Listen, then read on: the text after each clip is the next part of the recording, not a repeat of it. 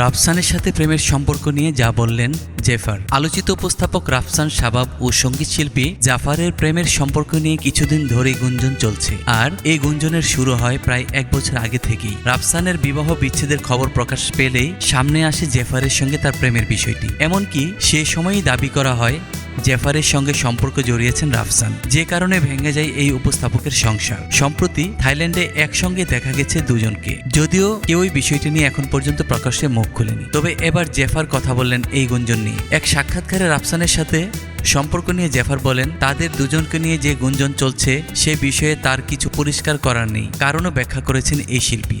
তার কথায়, বিয়ে না করলেও মানুষ ইতিমধ্যেই তার ব্যক্তিগত জীবন, বিয়ে সম্পর্ক নিয়ে নানা মন্তব্য করেছেন। রাফসানের সঙ্গে থাইল্যান্ডে ঘুরতে যাওয়া ও প্রেম নিয়ে এই গায়িকা বলেন, আমার ব্যক্তিগত জীবন সম্পর্কে কোনো কিছু শেয়ার করতে পছন্দ করি না, তবুও আমি যেহেতু একজন পাবলিক ফিগার, তাই আমার জীবন নিয়ে তারা নানা কিছু ভাবছে, বিভিন্ন রকম গল্প তৈরি করছে, আমি তাদের সেসব ভাবতে দিচ্ছি, আপনাদের যা ইচ্ছা ভেবে নিন।